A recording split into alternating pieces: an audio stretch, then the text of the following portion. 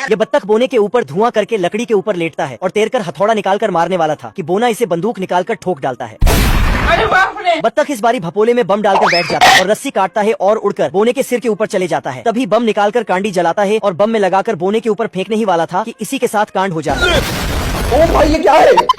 इस बारी मौका देखकर चुप कैसे पानी के नीचे से आता है और मिर्ची पटाखा जलाकर बोने के पास रख देता है। मगर बोना इतना चालाक कि इसे रिटर्न गिफ्ट दे। बत्तख खिलौने वाली नाव में चाबी भरता है और पानी में छोड़ देता है। तो नाव बोने के पास जाकर गोल गोल घूमने लगती है। यह देखकर बोना इसे उठा लेता है। ये बत्तख में इतनी खुजली कि इस बार खिलौने वाले बत्तख में काला पाउडर डालकर ले जाता है और रस्सी में बांधने के बाद माचिस की कांडी जलाता है और बत्तख के ऊपर लगा देता है। तभी दूसरे खिलौने वाले बत्तख को बांधने के लिए जाता है तो खुद का अंगूठा भी बांध देता है। बत्तख डर के मारे पानी में कूद जाता है और खिलौने वाले बत्तख को अपने पीछे देखकर इसकी फट जाती है तो पानी में तैरने लगता है।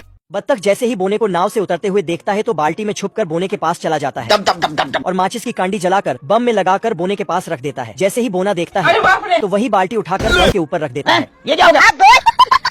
बोना थक हार के सोने ही लगता है। अरे मुझे चक्कर आने लग गया अब। कि बत्तख में इतनी उंगल की बोने के पास आज आकर कमाएगा तो कल बैठकर खाएगा। शॉटगन की गोलियां निकालता है और इसकी टोपी नीचे कर इसको जगा देता है और होशियारी करने लगता है। अभी बोना गन निकालकर इसे ठोक डालता है। इसमें इतनी उंगल की बोने को बोलता है। दूसरी गन निकालकर मार के दिखा तो बोना इस गन से भी इसे ठोक डालता है। बोना धीरे धीरे कर सारे बम नाव में रख देता है और बत्तख को उठाकर नाव में रख देता है और बम में आग लगाकर नाव को धकेल देता है। नाव थोड़ी ही आगे जाकर मुड़ती है, बोने के पास आकर फटती है। ओ भाई ये क्या है? इस बार हाथ पैर टूटने की वजह से बत्तख पकड़ने का छोड़कर मछलियां पकड़ने। छोटी मछली पकड़ता ही है, बड़ी मछली आकर छोटी मछली को छोड़ देती है और पानी में चली जाती है। यह देखकर बत्तख इसके टोपी में से निकलकर मुर्गी अंडे की देखभाल के लिए एक किराए की बत्तख को बुलाती है। मेरा नाम है इबू हटेला।